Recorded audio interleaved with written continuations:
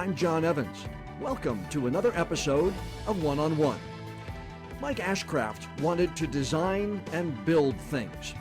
He also wanted to surf and live at the beach, but ultimately he wanted to work as an architect to earn a living.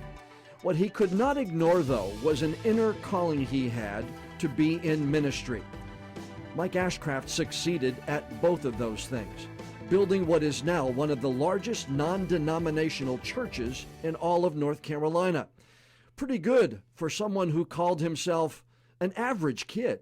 I think the way I always describe myself growing up was just completely average. I was, the best way to describe it, when I got my driver's license at 16, I was 5'3", and didn't weigh 100 pounds. Really? Yeah, so just small, kind of scrawny, nice kid, very average. Didn't excel academically, didn't excel athletically, just very, very average. And probably, I think the first thing that I did, I swam in high school, and the reason I swam was because you could not get cut from the team. And so I did that. So that's kind of, growing up, just, had a lot of friends, very, content. In some ways, when I, mostly, that would probably, especially through high school. And then I had, met my who's now my wife. We were great friends. And probably it wasn't until college where I started to really get this drive to, succeed. I started playing volleyball my senior year of high school and grew a lot. And so that was that's kind of my growing up years. What did you want to do? I mean, didn't you go to school to be an architect? I wanted to be an architect. I wanted to be an English teacher for a short period of time, mainly because I watched Dead Poet Society, and everybody's like, oh, Captain, my Captain. And so I started off at Georgia State because I was sort of, kind of afraid in a lot of ways to try things. So I just went to Georgia State. But if you back up, I took drafting in high school and was pretty good at it. Didn't really know, but I won a competition my senior year of high school, and that competition had an affiliation with what's now Southern Polytechnic State University, which actually is now Kennesaw State. So it's transitioned 3 times since I graduated. But so I had affiliations with that school, and they had an architecture program. And after my second quarter, we were on the quarter system of my freshman year, I called them and said, "Look, I won this. Is there any place for me?" And they said, "Come up and interview." And I went up, and they accepted me. I moved up there the next month and started my end of my freshman year at studying architecture. And so that's then at that point, I just really fell in love with it. And that's what I wanted to do with my whole life. And is that what you did before PC3? Yeah, very, very well. I was, so basically when I came to, when I finished college, I worked through college. I got a job with an architect my sophomore, junior year. So I worked, did a lot of freelance work. And then when I got out of college, I was, super driven at that point in time. Mostly I wanted to be rich. I wanted to be filthy rich. I wanted to live on the beach, kind of everybody's dream, I suppose. Right. And so I had a really good job. And, honestly, there was just this gnawing. When I was probably a sophomore in high school, I felt like that I'd be in the ministry in some capacity. I had strong faith, and I'd grown up in it. And then my sophomore year of college, I had kind of a moment where I had to decide, do I really believe this or not? Because I knew something inside of me was really inclined towards more ministry-minded, but I just wanted to be an architect. I wanted it to be impressive. I wanted to impress people, all that stuff. And so what was really, really probably the pivotal moment, I was working had a great job in Fayette County, working with this real small firm, designing huge houses, beautiful stuff. Just gotten married, and I went to, I'd grown up working at Chick-fil-A, the restaurant. So I was owned by the Dwarf House, which is a corporate store. And one of the vice presidents of Chick-fil-A opened our store. His name was Tim Yancey. So I thought it was just my fast food restaurant manager or whatever. I knew him well. And sure. he asked me, he said, "Do you want to interview? I know you've got a degree in architecture. We're looking for some real estate, in the real estate acquisition design department. Would you like to interview?" I was like, "Oh yeah." And in my mind, I'm going, "This is the perfect blend. I want to be an architect, and I want to be in the ministry. And like, how much more Christian can you get than Chick-fil-A?" Sure. So I went to interview there, and the human resource director, the opening question was something about my faith, and I just told him, I said, "I think God wants me to be in the ministry." And he's like, "What are you doing here interviewing?" I said, "Well, if I'm honest, I'm just kind of running. I want to be an architect, and I don't want to work at a church or that." And so it basically turned into a therapy session, with Mike. I said, "I guess I'm not getting this without knowing it, right?" Yeah. He said, "I guess I'm not getting this job." He said, "No, you're not getting this job." And he told me to just wait, And so I went back, and what he meant was, he said, "You don't understand what I mean by wait. I don't mean do nothing. I mean, go back and do what you're doing and do it well, and just trust that God has you." I said, "Okay." I'm 21, 22 years old, and just got, like I said, I was married young, so we just got married. So I got home and tell my wife, I said, I'm quitting my job and we're going to seminary, because that's all I need to do. So what look did you get then? Yeah, it was like, it was kind of like, okay. I thought, whatever. It was just almost an uncertainty, because I think I'd probably said stuff like that before. And, well, I didn't. I just worked at my job, and I was volunteering in a church in Atlanta. And I took my kids to a camp that my youth minister, who I'd grown up with, he wasn't there anymore, but took to the same camp. And the pastor that was our camp speaker was a pastor in Wilmington. And so that's the connection. So he invited me to come up and interview at the church. And I said, "Well, I'm not interested in moving to Wilmington, but I'll come up." This was in 1993, 92. So he said, "I'll come up, but I'm not interested in moving to Wilmington, but I'd love to hang out with you for a weekend." So I interviewed mainly out of courtesy, and it was a disaster, to be honest. What happened? Well, I knew. Well, one, I didn't know much. I mean, I'm 22, Sure. So I'm like, here's what I would do, but they put me in front of the whole youth group and their parents, and just let them ask me anything. So I'm like 22 years old, Sure. and parents are going, "Suppose you had a kid," and there are all these situations that are actually happening. Yeah. And I'm just kind of fumbling through. And I think what happened, honestly, the church wanted, and it's like any church, they wanted, a bunch of experience, older person, seminary degree, and basically paying no money. So I moved. That was probably the only person who would take the job. They called me in February and said, we want you to come. So my wife and I packed up. This is in 93. My wife and I packed up all of our stuff in one U-Haul, drove up here, and I started as a youth minister at a local church. Did you have any thought? I mean, here you are as an architect. Here you are designing things. Here you are in the building arena, and you said you were told to wait. Did you ever think that the connection would be toward what you have built now, 24, 25 years later? I think looking back, I love the education, because I think to me, the thing that I love, and I didn't know this, I don't know whether you ever do, when you're in the middle of something, you look back and realize it. Yeah. So the design process, I always tell people, I said that basically in architecture, and this is before computers where you could design 3D things and actually have someone walk through a house that wasn't yet built.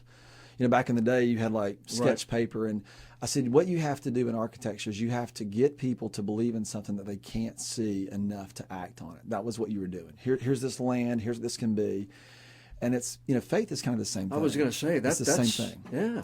So there's a lot of parallels, and I think now understanding organization, understanding, and limited understanding of organizations, movements, the design process is still something I all of my notes are graphics there. I chart things out, and designing is solving problems. And that's how I approach the way I preach, the way I communicate, all those things. So you take the job. When did the urge to start? When did that urge with Chris begin? Yeah, pretty soon after. I was here. So I was in Wilmington. Chris was in Atlanta. We're talking about your brother. My brother-in-law. So our wives were twin sisters. Right. So my brother-in-law and I, we had basically run a camp together.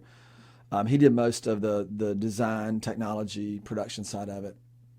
So we're doing that, and all the kids in my youth group, none of them their parents didn't go to church. We were a denominational church, and so I grew up in the denomination. And so what was interesting, and you don't really realize this until you look back after you move out of it. But everybody in the church that I was in growing up, everybody in the church that I was in, even as a youth minister, they all thought the same, believed the same, looked the same. Because if you were a part of that denomination, that's the church you went to. And if you weren't a part of that denomination, you didn't go. Mm-hmm. So I had all these kids who came to my youth group, but their parents wouldn't go. I said, well, why don't your parents come to our church? Like, well, we're not Baptist. I'm like, well, you don't actually have to be Baptist to come to the church. So it was just I never thought that way. So about a year and a half in, we went to a church in Chicago called Willow Creek Community Church. And it was basically a church designed for people who didn't go to church. I'd never seen this before. And so that kind of started my journey into thinking, like, how could the church, instead of just being like, hey, we're going to open our doors, and if you're like us, you belong here, and if you're not like us, then good luck. But we could really be intentional. Because what I'd found as I began to talk to especially kids and their parents, most people did not believe in God.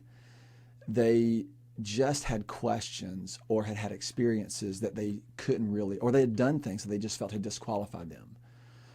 And so when we started Port City, my own journey was one of just serious doubt. And I grew up kind of thinking if you doubt, you're a bad Christian. Mm-hmm.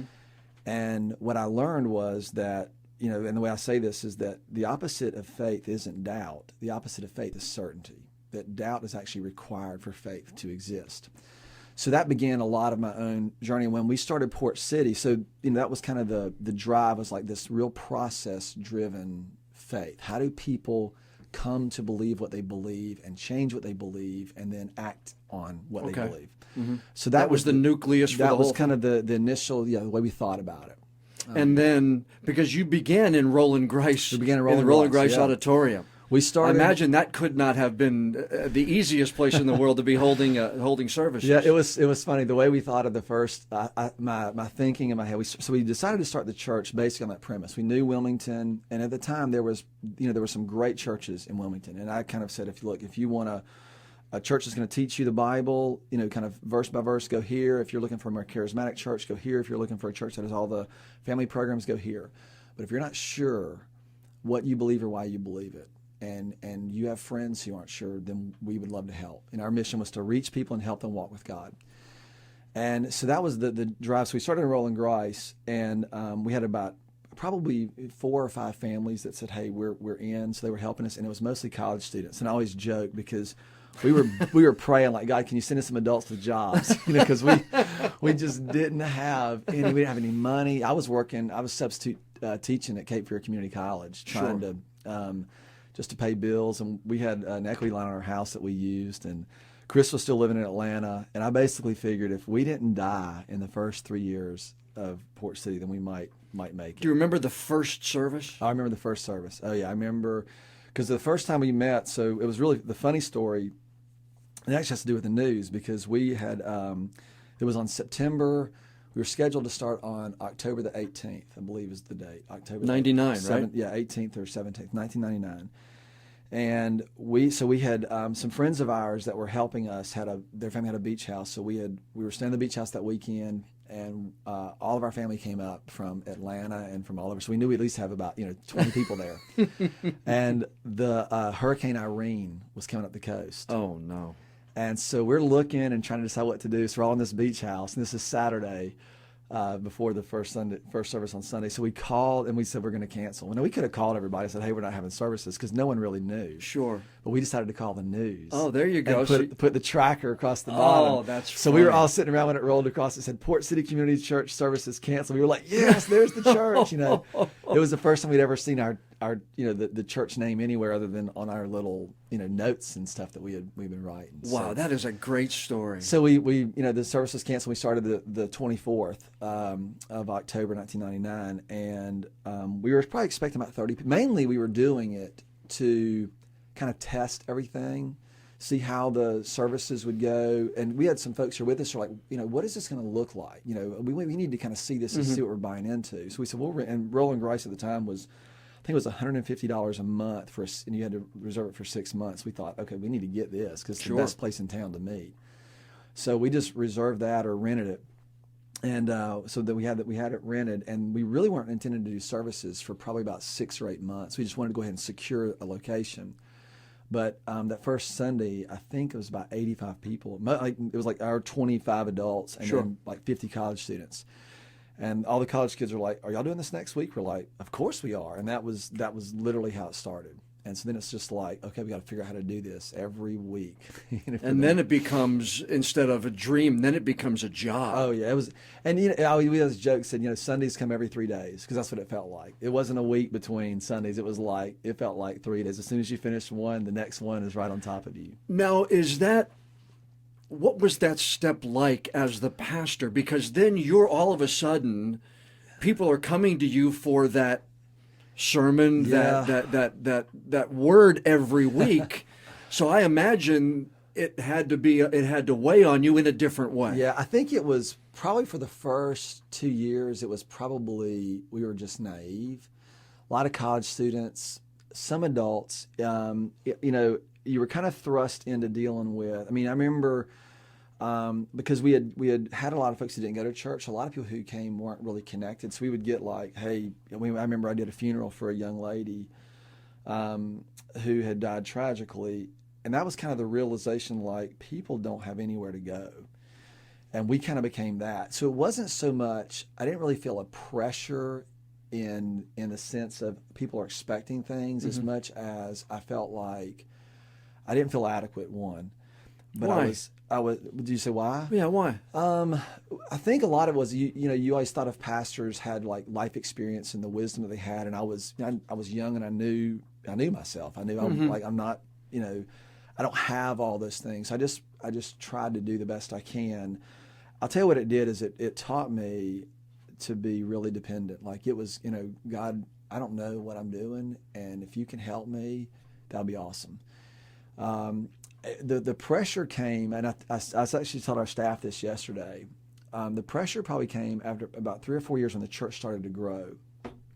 And because I think a lot of we were young and naive, and we're kind of fumbling through, and we got a lot of grace in the early days because I think people knew you were young. I mean, there were days at Rolling Grace when the air was not working, so people would show up, be 100 degrees in the auditorium. The doors open, on the sides of the auditorium. The doors are open. Yeah.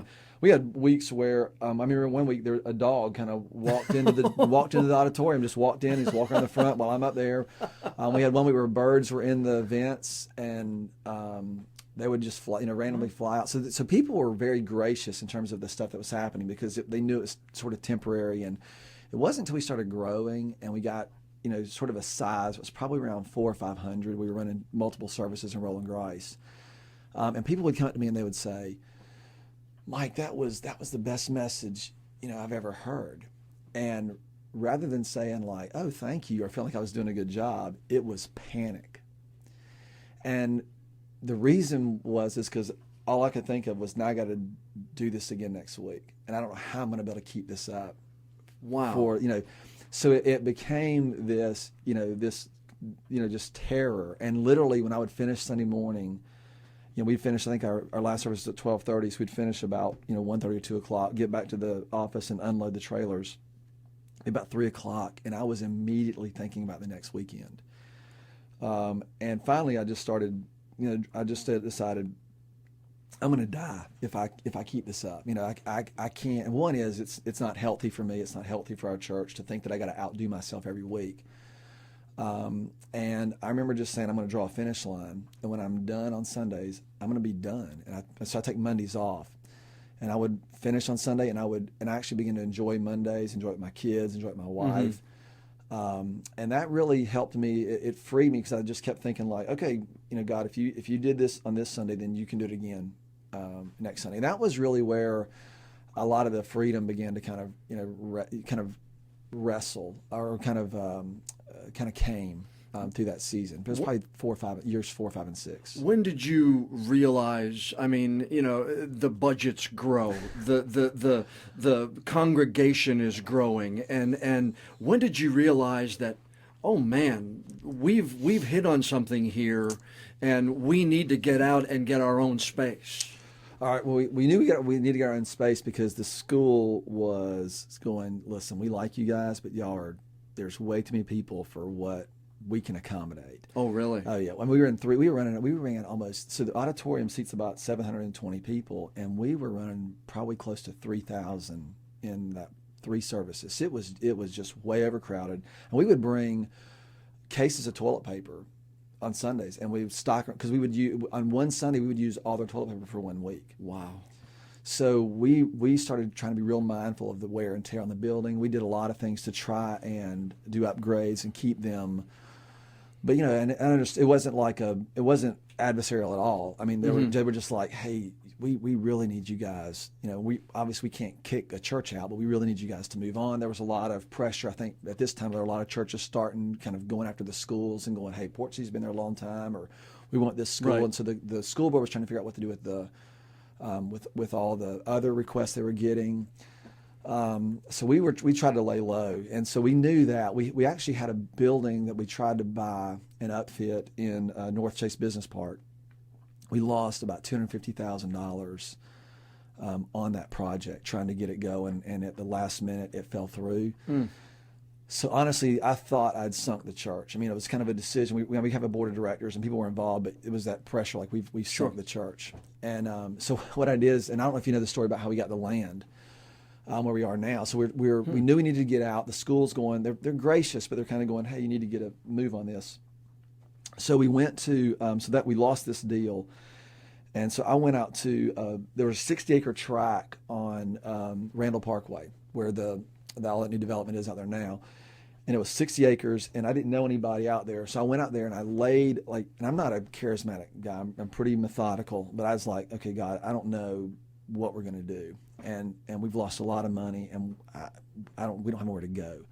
So I went out there and I remember laying just on the ground and saying, all right, God, because by this time I'm feeling a lot of pressure for everything that is kind of going on, the budgets, the people, the fact that people want us out. And now we're getting a lot of people who are really a part of the church and giving themselves and working hard. And so I felt that pressure as well.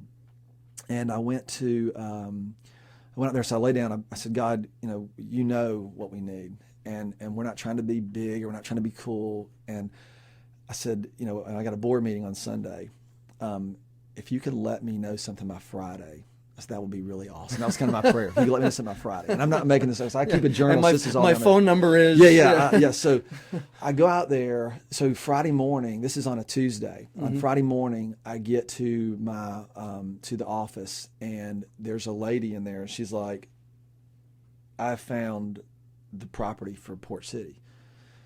I'm like, where is it? So she said, there's 32 acres on Cardinal Drive off Eastwood Road, and nobody knows it's available. Because, this is right before the big real estate boom, so every developer is locked in and buying everything they can. Mayfair has not even been developed yet. So we knew it was going on. We knew the Hardy Parker farm had been bought, and they were starting to plan. So I had a friend of mine, the people in their church. Basically, we got connected with the landowner. They owned a lot of land in Wilmington.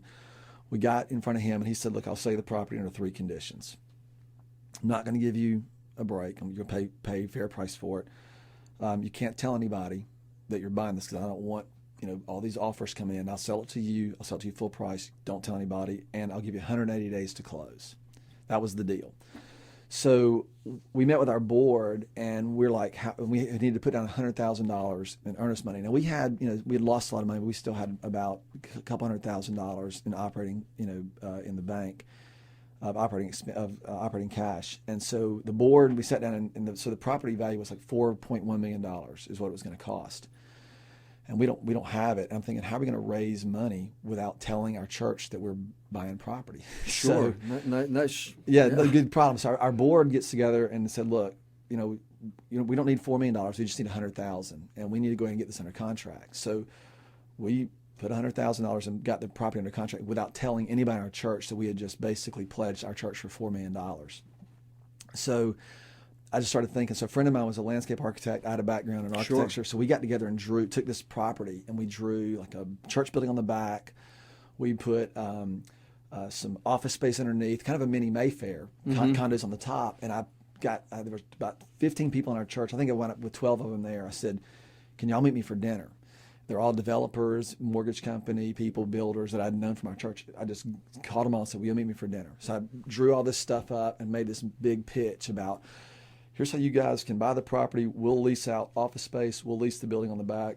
You guys can lease the condos, and y'all make a ton of money off this. And so they're all laughing at my, lack of development skills. And one of the guys said, that's a pretty good idea. He said, but how much property does the church need? And we were like, well, we need it all. And they said, well, why are you going to subdivide it? I'm like, because we don't have $4 million and we really don't have a mechanism to raise it. So unbeknownst to me, this group got together, and all of them were pretty successful in business. And they basically formed a corporation they called The Next Step, and they purchased or took out a loan and purchased the property for Port City Community Church. Wow. And we basically put the down payment in to buy the rights to the property. So when we went, in about 160 days, we closed with basically the Next Steps closed on the property, and the church had purchased 100% rights to the property. That's how the deal went down. Wow. As soon as it closed, we got an offer for $8.8 million on the property. And we immediately went to the banks, had it reappraised. It appraised for a lot of money. We subdivided it into two 16-acre tracts. The corporation held one 16-acre tract, and they donated the other 16-acre tract to the church free and clear. So we then owned a 16-acre tract of land for $3.5 million, whatever it was.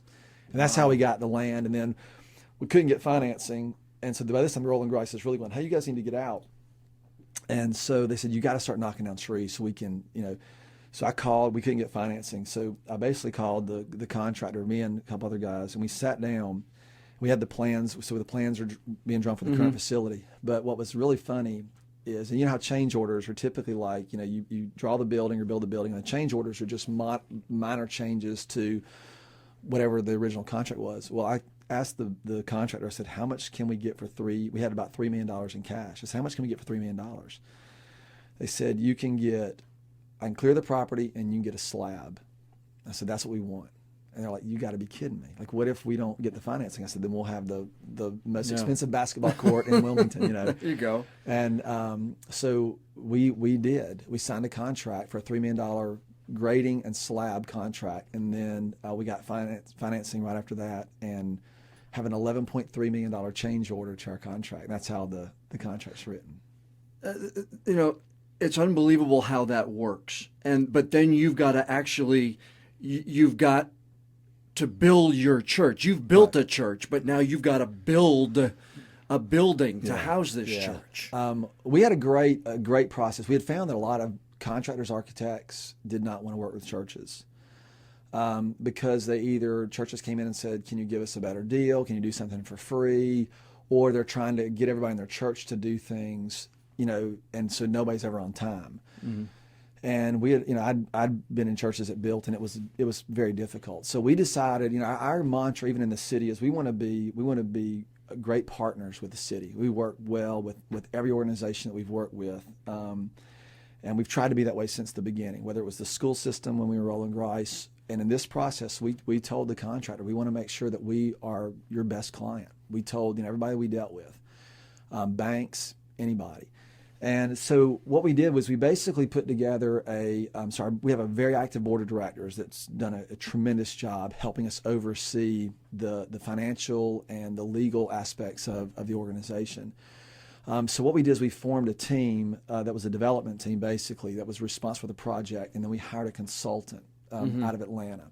And so these two entities, or 4 people, were 100% responsible.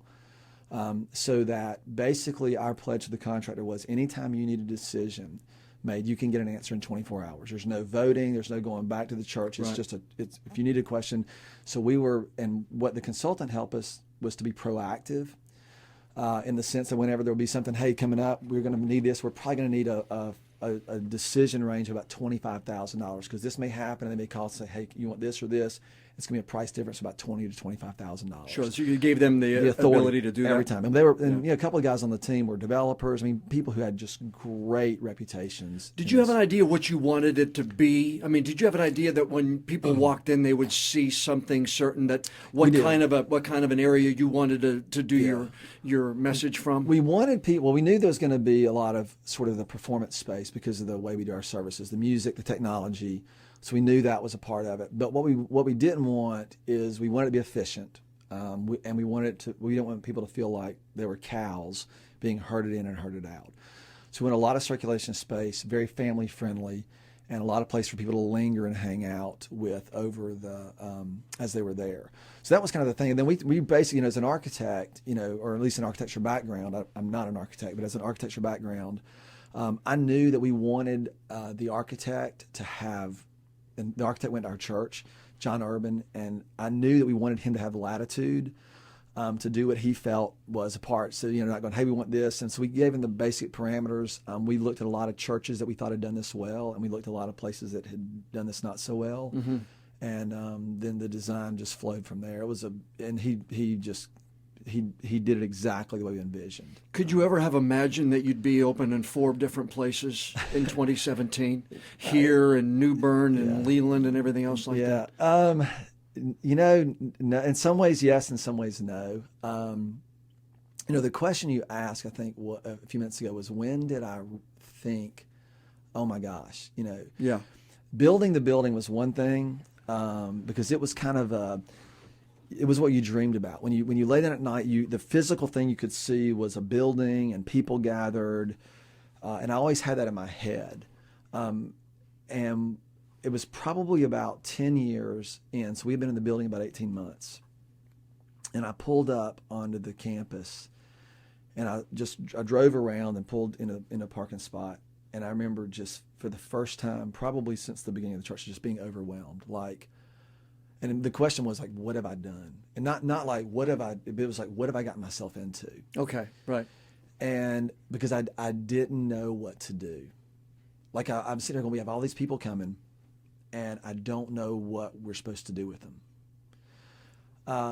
Wow, that indecision really kind of crept into your mind? Oh, yeah, it was like instant. Because I see you as being, Charlie confident. I mean, I see you, but I imagine, I know there was a process, but I see you as knowing what you want to do. That really strikes me as I think bizarre. The reason is because we had this picture in our head, and it was what every church and every person sees. It's like, oh, we've grown this church. It's big. There's a lot of people coming. The auditorium is full, which is always sort of the mark. And I remember going, okay, the auditorium is full, and it's been full for. I mean, we went from 3,000 to 5,000 people in like 8 weeks. A heartbeat, yeah. And it was just, I'm sure we probably hurt people, and not intentionally, but I think people couldn't get connected. We weren't ready. So I think it was that moment when I realized, like, okay, God, what we've got this church, this group of people, this thing is happening. What is it you want to do with it? It wasn't so much that this was a gathering place as much as it was a tool. It's like, what is it you want to do with this? How do we make a difference in the city in which we reside?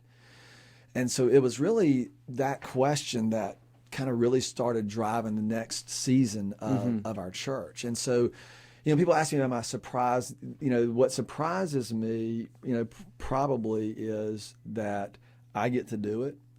And it's like anything. People say, "Well, what did you do?" And there are probably some reasons, some things we did really well, and then there are other things that you just can't quantify. I mean, there are people that are smarter than me, that are, I meet pastors that are, and they have not had the same experience I have. Mm-hmm. So I try to just be real grateful, and I want to be a great steward of what I think God has entrusted to me. How do you describe a Port City Community Church service?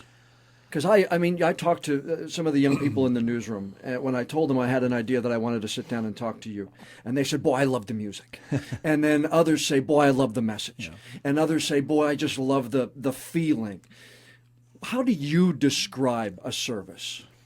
There's a lot of ways, and people describe it as a concert. They describe it as that's usually the kind of way it is described. I'm more casual in the way I communicate, and the part of my my philosophy, and it's me personally. One is I believe as a communicator, you want to be yourself. Like I want people to know that when they're talking, that Mike is the same Mike on stage as he is in his house, as he is at a coffee shop. So I always think of it as like we're just all having coffee together, and I'm trying to share with you what I'm learning and how I've learned it, and let's see if it resonates, and let's take this journey together. That's my approach.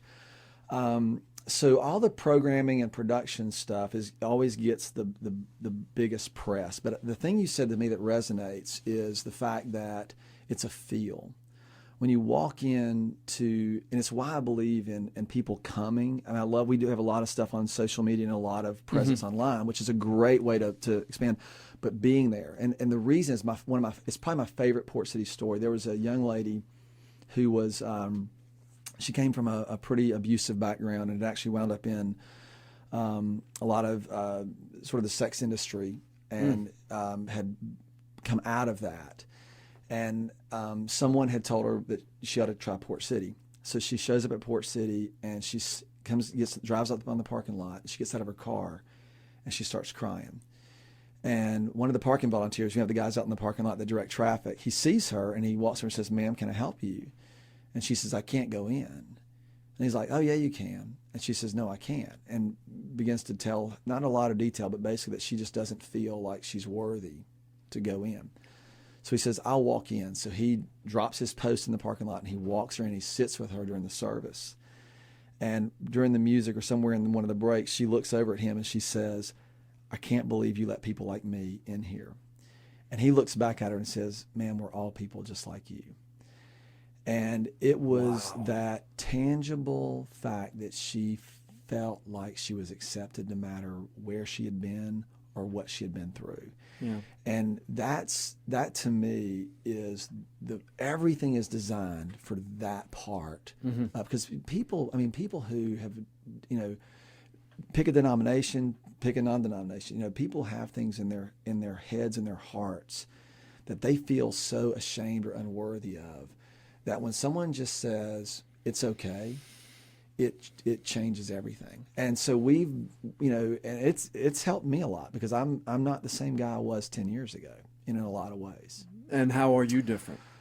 In the way you see people, in the way you talk to people? The way I see people, the way I talk to people, and even the patience that I grew up very, denominational, very, Sure. here's the 5 things, here's what you do. If you don't do this, you're just not a good faith person. And, probably it's been, stories like that. It's been trying to understand where people are. And, it's so funny because one of the questions when we started Port City, we were like, we want to welcome anybody and everybody. And people said, "What's the hardest part about welcoming anybody?" I said, "Welcoming anybody." I said, because we all want people who are just like us, who think like us, who believe like us. And all of a sudden you get people in there and they don't think like you or believe like you. And you're kind of like, what do we do with this? And it's been a great challenge, but it's a challenge because you have to walk a lot of lines that are hard to walk, and and pay attention to what's happening. Why are non-denominational churches doing so well now in your mind? Is it because society is just different and different socially now than it was, say, 25 years ago? Yeah, I think that's part of it. I think it took the denominations, because a lot of the big churches that are popular today are actually denominational churches. They just don't have it branded. Now we aren't affiliated with any denomination. Sure. But what happened is denominations, because they're just so big and cumbersome or so hard to change. So basically it was just easier to pull out and make the changes you wanted to make without having to fight any battles or try to justify why you were doing these things.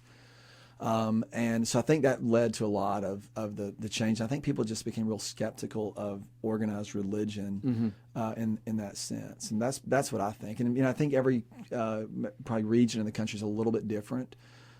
We have a lot of folks here that are from the Northeast and probably have like Catholic or more liturgical backgrounds. Sure. So they come in and they're like, they can't believe, like, what is this? I mean, we get that all the time. What is? I didn't know you could do this. And so it's a lot of fun and processing through that with people. I want to get inside what you see. One of my favorite stories that I tell is doing Best Foot Forward, when the kids from the elementary schools are on stage and they count and they're doing their dance and they do their performance, and their performance ends and there's about a second and a half where there's a look in their eye and they don't know what the audience is going to do.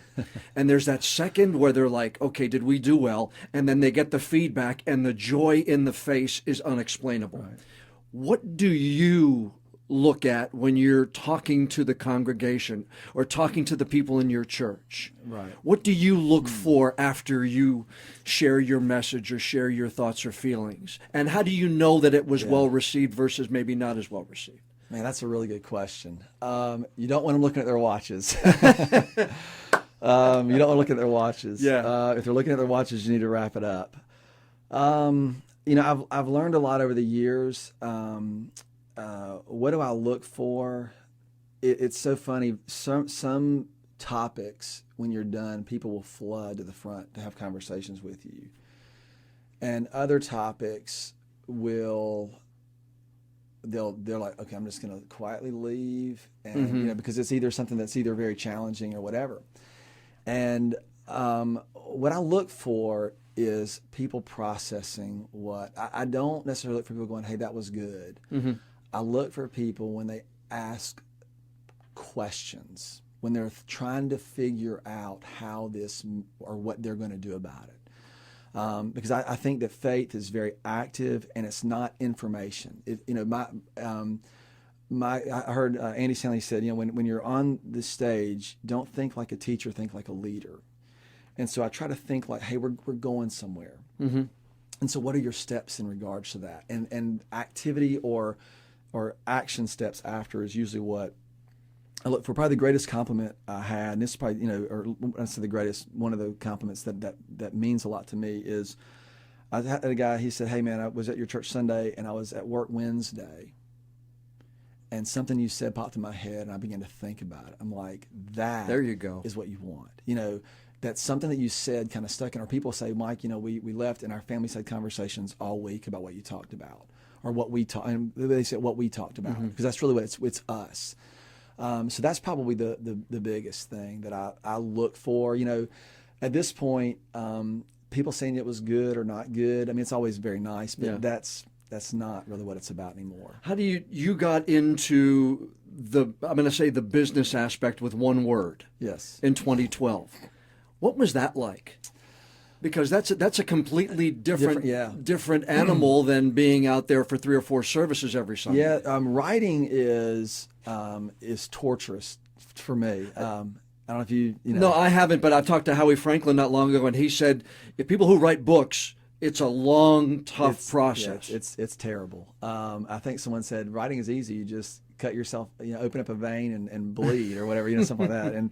And it was really out of, so we had been doing My One Word, and a lot of it was out of my own attention deficit disorder issues. Right. I was never officially diagnosed, but pretty sure I have some significant issue. A psychiatrist friend of mine, he said, you've turned ADD into this gift, and I so I think that's part of the fun. But so when we were writing the book. It came out of, because it'd been featured on K-Love, which is a national Christian radio station. I love K-Love, yeah. So it'd been featured on there. When we we had a website that we had through the church, and it just started getting, thousands and thousands of responses. And so it got on to K-Love, and a friend of mine, Rachel, who's the co-author, said, I think we should put this in a book. And she's a really good writer. And so it was so funny because the way we wrote the book, I said, well, how do you do this? She said, we need about 2,000 to 3,000 words a chapter. So just go and let's write the first chapter. So I went and I sat down at the coffee shop, put my headphones in, and it's like 6 o'clock on Saturday morning. I wrote for hours, and I remember just watching the word count. I got to like 2,500 words. And so I like, oh, good. I didn't read it. I just put it in a file and emailed it over. And she emailed back and said, what is this? She said, this is no good. It was basically just 2,500 rambling words. Yeah. And so basically what we would do is we would take some of the messages, take some ideas and stories, and we'd write them down. And I would write them in a form, and then she would interview me and then put it into words. And so she really made the book readable. We had it pitched. We got a couple of chapters, had it pitched to, we had actually 4 publishers interested, which is pretty miraculous. And then we went with Zondervan. The book, it didn't do like, I mean, it sold pretty well. You don't make a ton of money off of books unless you're selling extraordinary amounts of books. But it did well for a first-time author.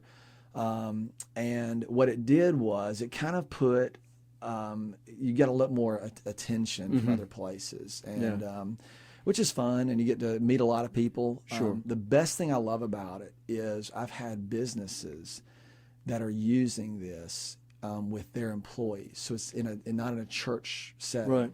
So I've been able to go and talk to businesses, executive teams, and about, because what the beauty of it is when someone picks a word, they're telling you, and the premise is, sure, don't pick New Year's resolutions. I want to change all these things about my life. Pick a word that kind of identifies the kind of person you want to become.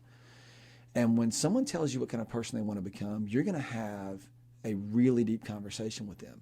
And so I tell business leaders, when you have employees, I mean, you're entrusted with people's livelihoods. They're looking to you, and they want you to lead them well. And the best way to lead them well is to know who they want to be.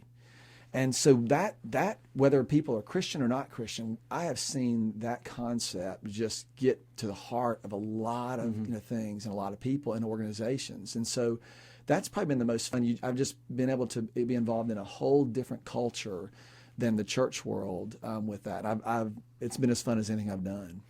You were one of the most intriguing people in Wilmington in 2015. I got to speak at the Power Breakfast. That was a lot of fun. Was it? I loved it. I was nervous. It was probably one of the most nerve-wracking places to speak. As somebody who speaks in front of thousands of people, it's a different area for you, isn't it? And people don't know you, or the thing that's always interesting is when you're speaking in a place like that is they know you're a pastor of a church, and they have a perception about you. And so what I try to do is be mindful of what they think and then do something very different than what they thought I was going to do. So people, to me, the win in that was if someone who said, I don't really think about a pastor very much, said, okay, I've never thought about what he said that way. That would be a huge win. Yeah.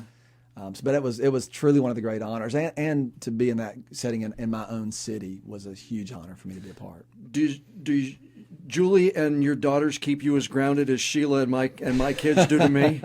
That's the key. I've known my wife since second grade, so there's not a lot. I can't when I was in high school, they know everything, right? And that's probably the greatest gift of my marriage is both my wife and my kids. I have 2 girls, right. So just that they're not.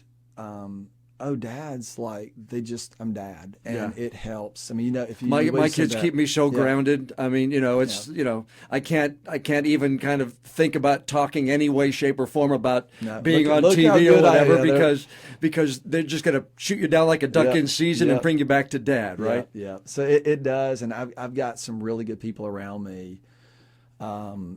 And I have for years that have, people that I respect. One of my mantras is you need to have someone in your life that's 20 years older than you that still loves being alive. So I'm 47 and 46, and so one of my best friends is 65 years old, and we surf together. And the reason is because we paddleboard and surf, and we'll talk. And he's got grandchildren. He loves every day, and I know he's been through a lot. So I think about all the stress or the things I've got on me, and I'm going, one day I'm not going to be worried about this, so I'm not going to spend a whole lot of time over worrying about it now. It's okay to be concerned, but I'm not going to take years off my life because of what's happening now, because in 20 years it's going to be something different. And so that helps me a lot. All right, Dad, I'm going to ask you for some advice. How are you dealing with your daughter getting married? Because I'm in the same boat you are. Ooh, yeah. Isn't that just a mind blower to you? It is to me. It's mind blowing. It's because you dream about it. I mean, I guess when Oh, you see, yeah. I remember when my daughters were little, you're thinking, man, some guy's gonna be your husband and take her away from me. And how am I dealing with it? I think it's denial. I think it's just. You're about 2 weeks out. Is that what you said? Yeah. At the time we record this, yeah. I mean, I couldn't get a better son-in-law if I'd go to Amazon and order one. I mean, this young man is great. Yeah, and if he's listening, I really do like you, James. Yeah. But I mean, it's as a father, it's going to open up a completely different avenue for you for experiences, isn't it? I think because I have, it's like a son. I don't have sons, so having Carson, I feel the same way about him. He's a great, I say kid, he's a great young man, and he's got tremendous character, and he cares for my daughter the way I want her to be cared for. And, I'm going to have the privilege of performing their wedding. Wow. So I'm practicing sort of now, like how do you do this without crying and I was going to say, sobbing through the whole thing. All I have to do is walk down the aisle and hand her over, but you're going to actually do the service? And my younger brother is on standby in case I can't do this, so you're going to have to step in and do this. But, I love, it's really what you dream of for your kids. You want them to find someone who they trust and love and can share with. And Carson he is that. He loves our family. One of the great things. We have a younger daughter. She's 16, so we have 21 and 16. And the way he is with Madison's sister is it's like that's what you want. He works with her at the coffee shops. We works at Biddy and Bo's. And her. To watch him, just step into that mainly because of Madison's interest and to serve there and give there. And I couldn't be more happy, but I definitely, it's definitely weird. It is, isn't it? When you drive down Cardinal or Eastwood and you turn on Division and you see that campus and that building for the first time every day, what goes through your mind? Probably the two thoughts are gratitude. Just, I'm so glad I get to do this. And the second one is, God, all I have to do is be faithful today. Like I don't have to worry about next month or next year or 5 years, although I'm always thinking about that. The task is to be faithful today. And that's probably so it helps me not to be driven by so much pressure and the expectations that everybody has, or everybody has for you, which and what that's like. Mm-hmm. So you're a great leader in this community, and yours is a success story that is fun to hear and interesting to talk about. I appreciate it. It's fun. It's fun to be. It's been a wild ride. I'm probably more excited today about the direction, the future of the church than I've ever been. And it's not because it's less challenging. It's far more challenging today than it's ever been. In fact, years, one of the things would happen for about 7 years, we had all these programs and systems that were really good. We were just pushing people through systems. If you wanted to get this, here's a system. If you want to get that, here's a system. And people would say this to us. They would say, hey, Mike, we know your church is big and you don't know who we are. And we would always say, you're right. And, and one of our pastors said, we need to take that permission away. It is no longer acceptable for people not to be known at our church. And it was that statement that changed pretty much everything we do. And now we have gone, so even in a relatively large church, we have gone and been able to really drive this to a person, to how do we know you when you come to our church, and how do we help you, not by signing up for a program, but by being involved in a relationship with someone who's going to help you with wherever you might be or whatever you're going through. And it has been, it's been very hard. Right. But it's been a game changer for I think the way we move into the future as a church. Yeah. Thanks for spending some time today. Man, this is a huge honor. I know you're busy, and carving out an hour of your time, I know is difficult. Thanks for spending the time. Thank you for what you do for our community, and it's an honor to be a part of it. Thanks, Mike. Thanks. Mike Ashcraft's Port City Community Church turns 18 years old later this year. He likes to say it'll be old enough to vote. Well, thousands have already cast their vote, turning to Mike and PC3 for their faith journey every week. If you'd like to find out more information, go to portcitychurch.org. And if you know someone who you think would be a good interview for a future episode of the podcast, send me an email, jevans@wect.com, or you can reach out to me on Facebook or Twitter. I'm on those sites every week. If you like what you hear in this episode, or any of the other episodes you may have listened to, please leave a review. That gives us an opportunity to reach out to more potential listeners. I'm John Evans. Thanks for being with us for this episode of One on One.